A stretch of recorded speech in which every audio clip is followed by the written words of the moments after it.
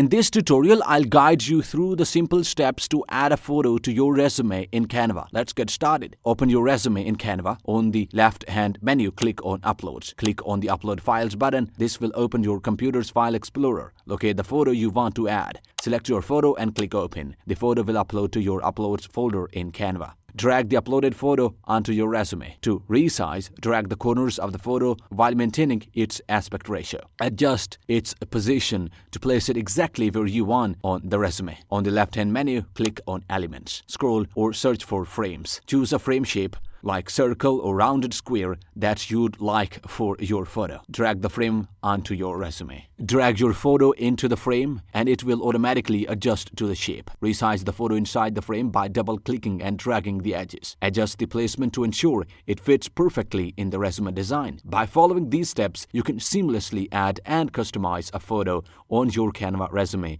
to create a professional and polished look.